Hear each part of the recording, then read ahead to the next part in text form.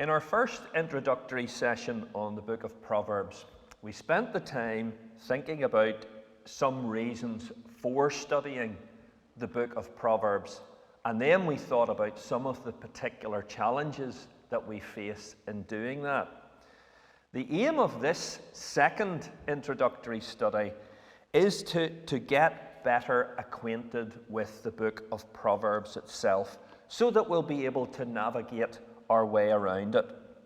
And we're actually going to be greatly helped in that by watching two short videos from the Bible Project. I really can't recommend highly enough the Bible Project. If you've never seen it before, it's very simple. Just go onto YouTube, search Bible Project, and all these videos will come up overviewing books in the Bible. And we're going to be coming to that later.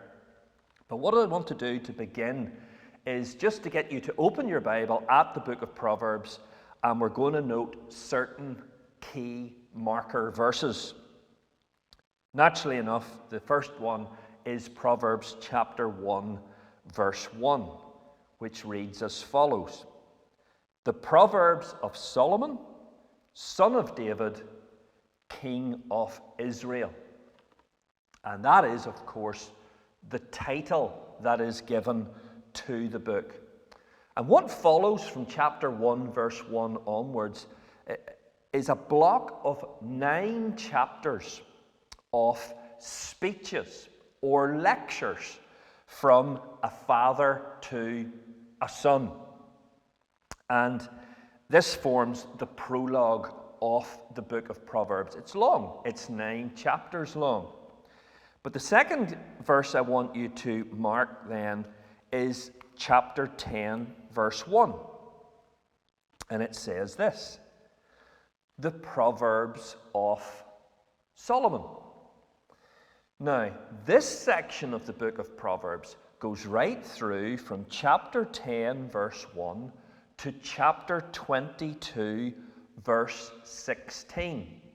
And it's a part of the book that we would be very familiar with, in the sense of we'll recognize the punchy, pithy sayings that we associate with the book of Proverbs. Several hundred of them are given in that section of the book. Our next marker verse then is Proverbs 22 and verse 17. It says, "Pay attention and listen to the sayings of the wise. Apply your heart to what I teach." Now, we're told in verse 20 then of chapter 22 that there are 30 separate sayings of the wise in this section, whoever the wise were. Now, our next marker verse, turn to Proverbs 24 and verse 23. And if you're using the NIV, these sections are well set out for you to notice. But here's the statement, verse 23 of chapter 24. "These also are the sayings of the wise." And this is a very brief little section, and it records some more sayings from these anonymous wise individuals. Next marker verse, Proverbs 25, verse 1. "These are more proverbs of Solomon, copied by the men of Hezekiah, king of Judah." So what we're coming to now is another collection of Solomon's wisdom, which has been put together some approximately 3 centuries later by men in the royal court of King Hezekiah. Turn to chapter 30 and verse 1. It reads as follows: "The sayings of Agur, son of Jakeh, an oracle." That's the 6th section. And then finally, chapter 31, verse 1, the sayings of King Lemuel, an oracle his mother taught him.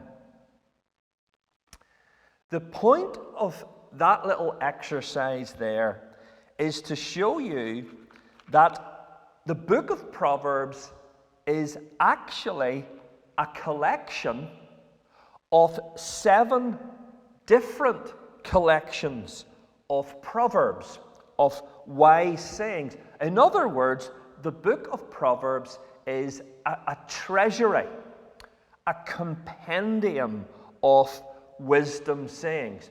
Now, the main man, of course, is Solomon. He both authored it and he also compiled wise sayings. And this, of course, should come as no surprise to us whatsoever. And I want to spend some time just reading with you some verses from the Old Testament which show us why it's no surprise that Solomon played this pivotal role in presenting these wise sayings. 1 Kings chapter 3, we're going to read from verses 5 to 12. 1 Kings chapter 3, reading from verse 5. At Gibeon, the Lord appeared to Solomon during the night in a dream. And God said, "Ask for whatever you want me to give you."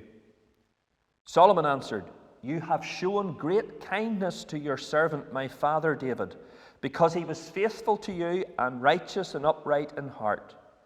You have continued this great kindness to him and have given him a son to sit on his throne this very day. Now, O Lord my God, you have made your servant king in place of my father David. But I am only a little child and do not know how to carry out my duties. Your servant is here among the people you have chosen, a great people, too numerous to count or number. So give your servant a discerning heart to govern your people and to distinguish between right and wrong. For who is able to govern this great people of yours?" The Lord was pleased that Solomon had asked for this. So God said to him, "Since you have asked for this, and not for long life or wealth for yourself, nor have you asked for the death of your enemies, but for discernment in administering justice, I will do what you have asked. I will give you a wise and discerning heart, so that there will never have been anyone like you, nor will there ever be." Turn over, please, to the next chapter, to 1 Kings chapter 4, verse 29. God gave Solomon wisdom and very great insight, and a breadth of understanding as measureless as the sand on the seashore. Solomon's wisdom was greater than the wisdom of all the men of the East, and greater than all the wisdom of Egypt. He was wiser than any other man, including Ethan the Ezraite, wiser than Heman, Calcol, and Darda, the sons of Mahol. And his fame spread to all the surrounding nations. He spoke 3,000 proverbs, and his songs numbered 1,005. He described plant life, from the cedar of Lebanon to the hyssop that grows out of walls. He also taught about animals and birds, reptiles and fish. Men of all nations came to listen to Solomon's wisdom, sent by all the kings of the world who had heard of his wisdom.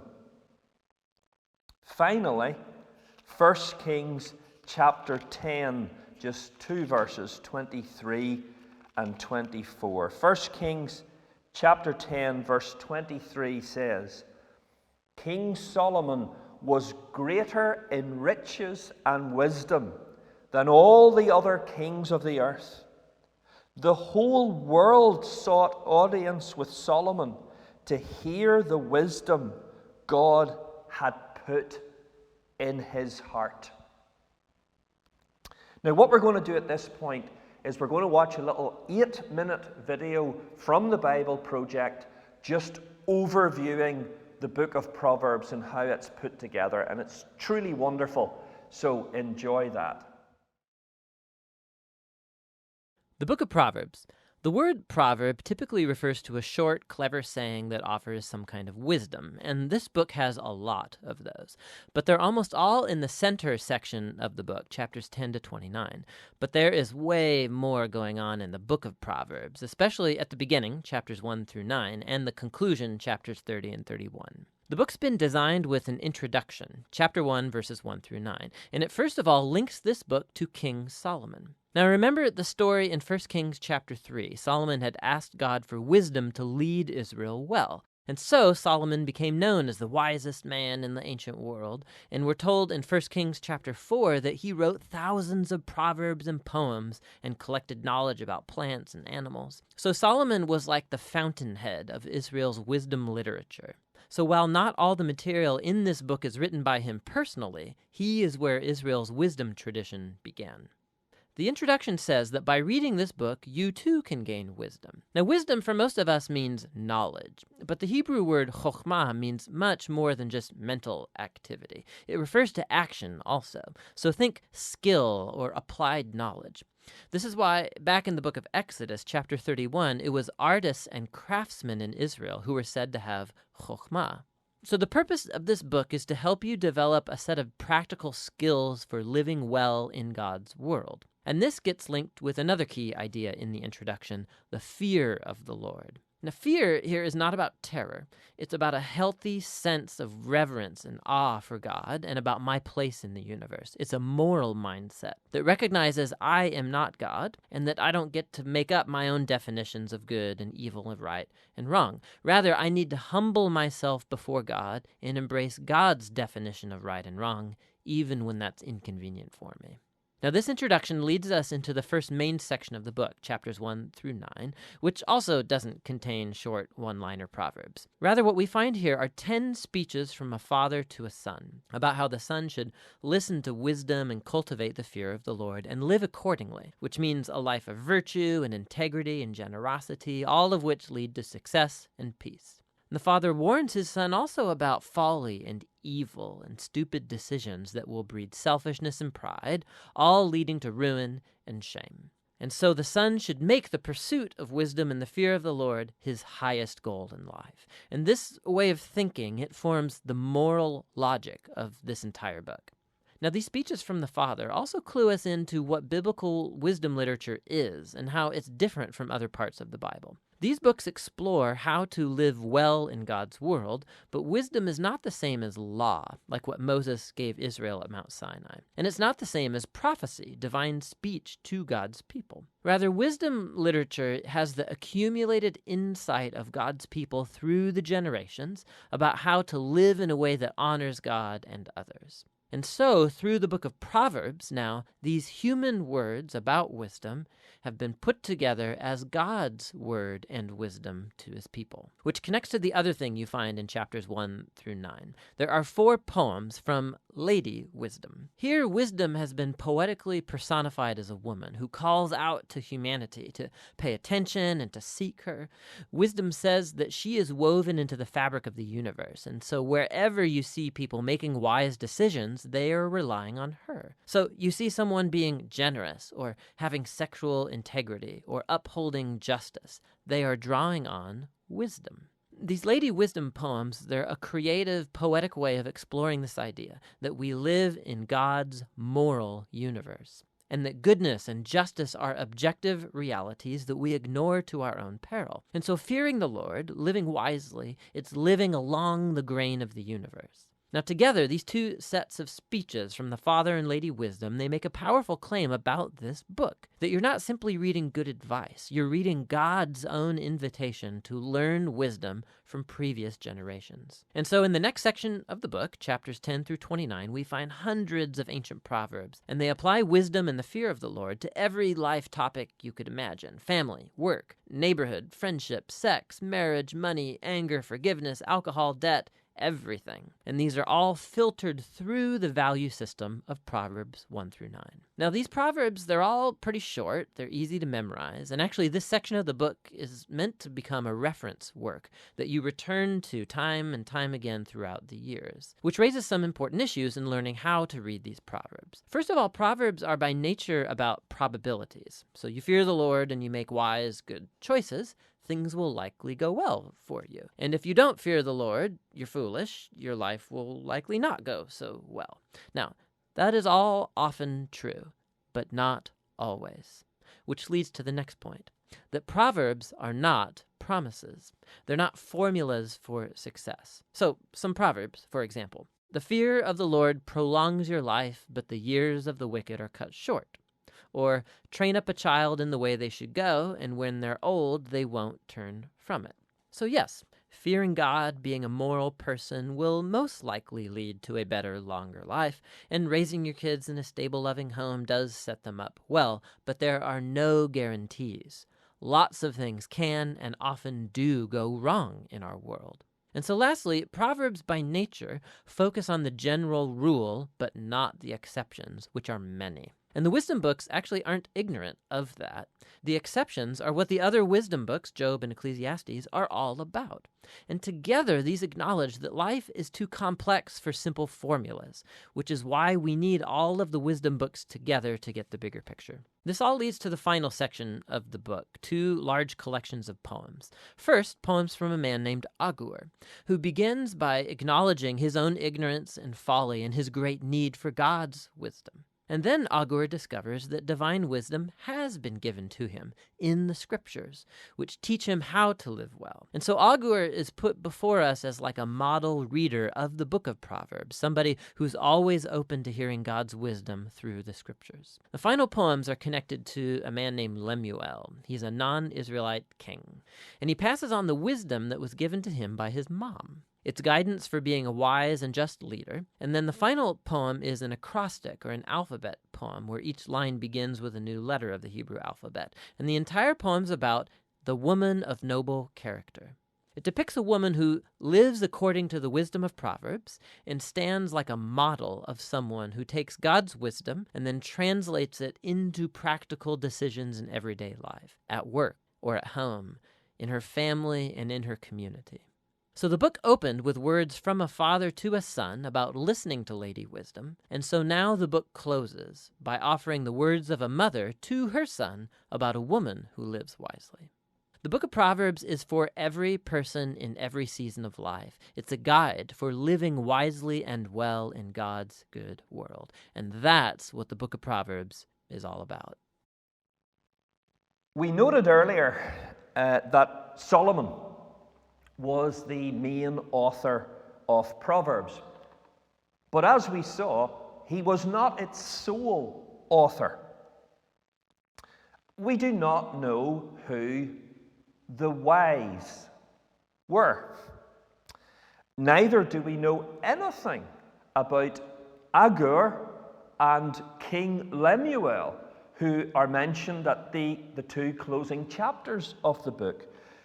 Going by their names and the fact that we know nothing about Lemuel as a king, they were non-Israelites. So we see that Solomon both created and compiled wise sayings. And that actually raises an important theological point about the book of Proverbs. Proverbs adopts and adapts certain wise sayings that even originated outside of the covenant community. Now, that may come as a surprise to you. Actually, the clearest case of this comes in the case of the so-called 30 sayings of the wise, which we get chapter 24, verse 23 onwards. These sayings closely resemble an ancient Egyptian document called the Instruction of Amenemop. It also has 30 sayings. 30 was a holy number in ancient Egypt. And its similarities to the 30 sayings of the wise in the book of Proverbs, they are too many and too close for this just to be a coincidence. But, and this is all important that we understand this, yes, this type of instructional wisdom literature that we find in the book of Proverbs, it was common enough in the ancient Near East at that time. Common enough in the nations that surrounded Israel.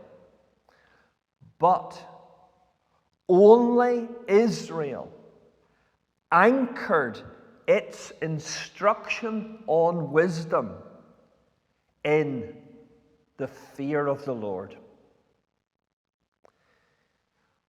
Israel's practical wisdom, because Proverbs is a practical book about how to live life well.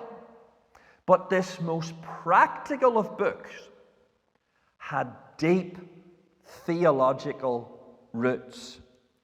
Other nations had plenty to say about how to get on and live life well, much of it eminently sensible.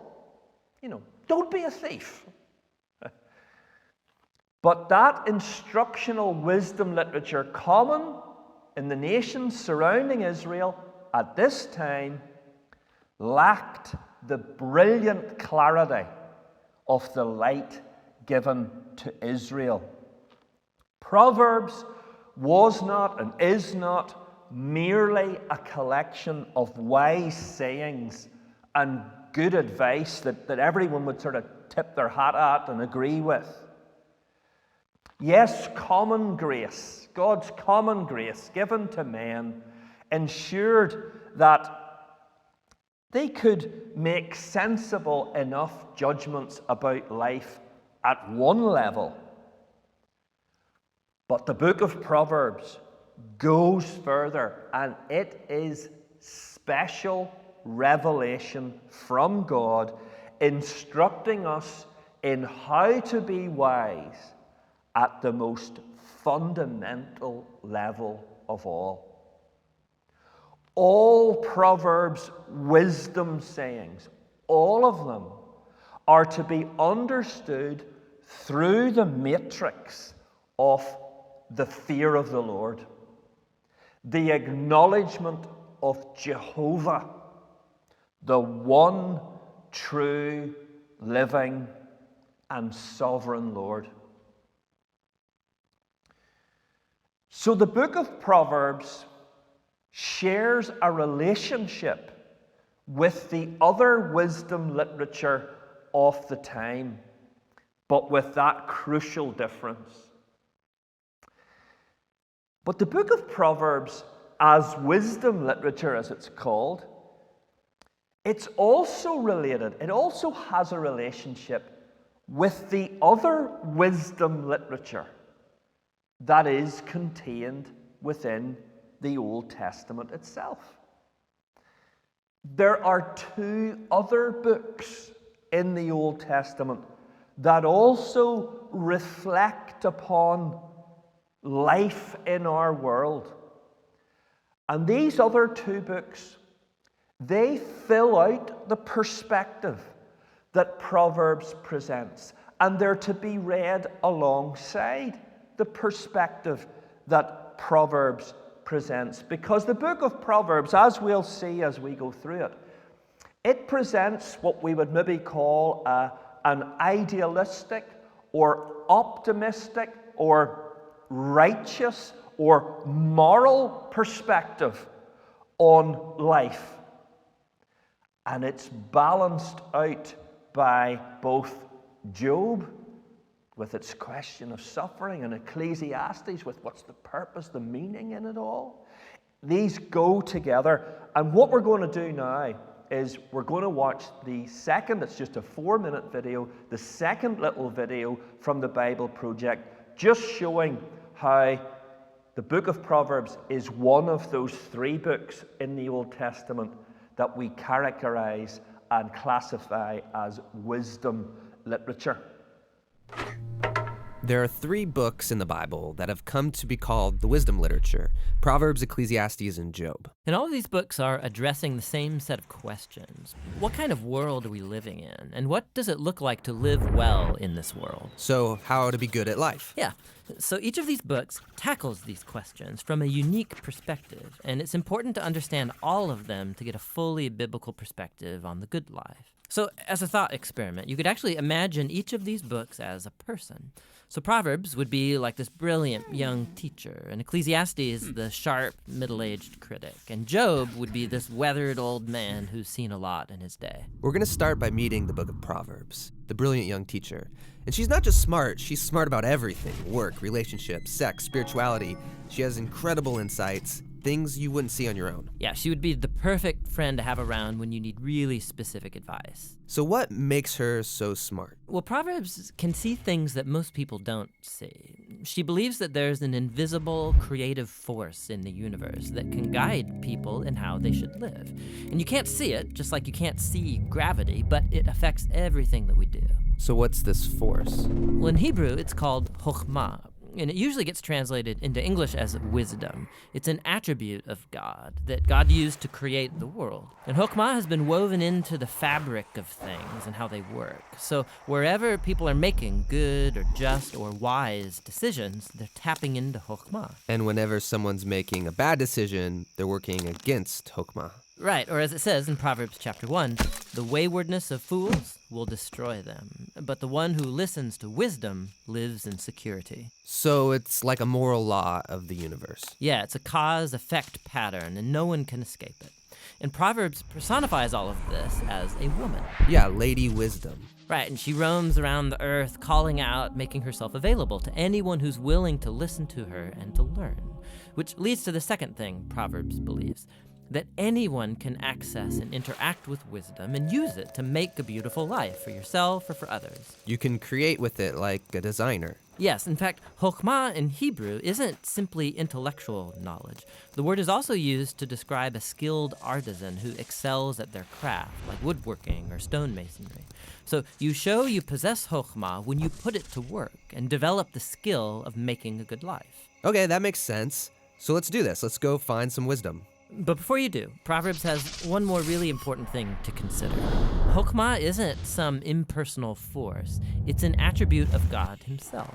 And so in Hebrew thought, your journey to becoming wise has to begin with what Proverbs calls the fear of the Lord. It's this healthy respect for God's definition of good and evil, and true wisdom means learning those boundary lines and not crossing them. Now, all those ideas you just unpacked are in chapters 1 through 9 in Proverbs. But when I think of the book of Proverbs, I think of the collection of sayings, the Proverbs themselves. Tell me about those. Yeah, those are what you find in chapters 10 on to the end of the book. It's a collection of hundreds and hundreds of proverbs about any and all aspects of life. And chokhmah gets applied to them, resulting in this wise guidance to help you find a path towards success, and no matter what you do. If I design my life with these sayings, life is going to be good. Yeah, or as Proverbs puts it, it'll give health to your bones, prosperity, a long, rich life. Which is a really big claim. But you can see how it's often the case. Wise people, they tend to do better. Things usually work out well for them in life. And so that is the promise and the wisdom of the book of Proverbs. The book of Proverbs is really beautiful, but if we take a step back, some people would argue it's a little too simplistic, because sometimes horrible things happen to really wise people, and sometimes foolish people get rewarded. It doesn't always work the way we think it should work. That's right, which is why we need to go and listen to our next wise friend, Ecclesiastes the critic, because he's wrestled with that very problem, and he's going to push us further in our journey to find the good life.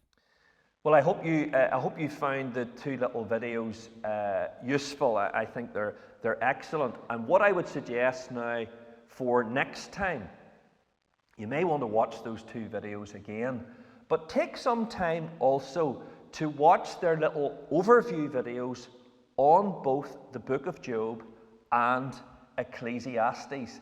And you'll get that, as they call them, the sort of, well, what about when life doesn't work out like this, the sort of, the exceptions, and how does it all fit together? I really recommend that you do that.